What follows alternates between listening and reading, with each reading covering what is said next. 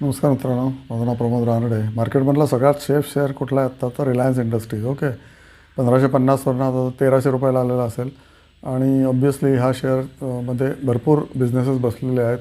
मला माहिती असलेले म्हणजे एक तर जिओ टेलिकॉम आहे, नंतर जिओ फायनान्स आहे, नंतर ऑइल बिझनेस आहे रिफायनरीचा, आणि केमिकल बिझनेस आहे. ओके, आणि रिटेल ऑब्व्हियसली.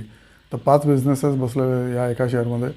त्यामुळे हा शेअर कधी स्प्लिट होऊ शकतो पुढच्या एका वर्षभरामध्ये आणि तुम्हाला इंडिव्हिज्युअल कंपन्यांचे शेअर्स मिळू शकतात. आत्ता टोटल कंपनी खूप मोठी झालेली आहे आणि मॅनेज करायला पण खूप अवघड झालेली आहे मुकेश साहेबांना. आणि ऑब्व्हियसली याचं फेस व्हॅल्यू अजूनही 10 आहे, त्यामुळे स्प्लिट होऊ शकतो. पी बाय 27 आहे, त्यामुळे त्यामानाने स्वस्त शेअर म्हणायला पाहिजे. आत्ता पी बाय मे बी 25 आला असेल मार्केट पडल्यामुळे, युद्धामुळे. ओके, ROC फक्त 10% आहे आणि ROE पण 8%. त्यामुळे रिटर्न या कंपनीला काय विशेष नाही आहे. ओके, स्मॉल कॅप आणि मिड कॅपमध्ये रिटर्न तुम्ही बघितलं 33-40% ROC आणि ROE आहे. रिलायन्सचं फक्त 9.7 आणि ROE इज 8.4% एवढंच आहे. तरीसुद्धा हा शेअर मार्केटमध्ये इंडेक्सचं एवढं वेटेज का? ओके, तर हे तुम्ही प्रश्न विचारा स्वतःला.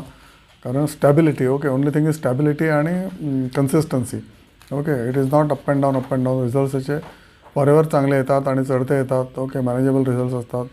एका वर्षाला यांना प्रॉफिट झालेलं 98,000 करोड. ओके, आणि कर्ज आहे 3 लाख कोटी. म्हणजे जर यांनी 3 वर्षात असंच जर प्रॉफिट मिळवला 98,000 to 1 लाख करोड, तर ऑब्व्हियसली 3 वर्षामध्ये हे कर्जमुक्त होऊ शकतात. ओके, ऑब्व्हियसली यांचं एक्सपान्शन चालू आहे, त्याच्यामुळेच एवढं कर्ज घेतलेलं आहे 3 लाख कोटी रुपये Reliance इंडस्ट्रीजनी.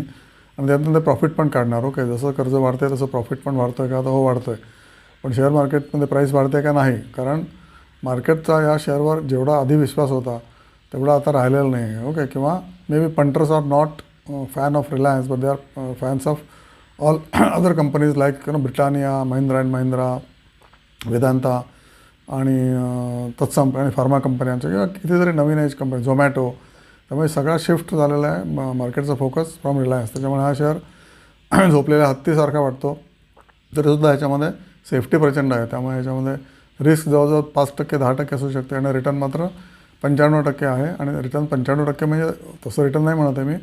Return you may get from, आत्ता जर तुम्ही घेतला 1300 रुपयाला, तर you can sell it at 1550.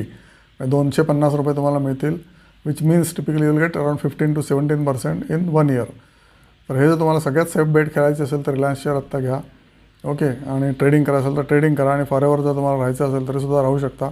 कारण या शेअरचे तुम्हाला गोईंग फॉरवर्ड 5 कंपन्यांचे शेअर्स मिळू शकतात एका शेअरचे. ओके, रिटेल, टेलिकॉम, ऑइल, नंतर केमिकल आणि जिओ फायनान्स. ओके, बघा तुम्हाला पटते का, आणि सोच कर समज कर सेफली इन्व्हेस्ट कर.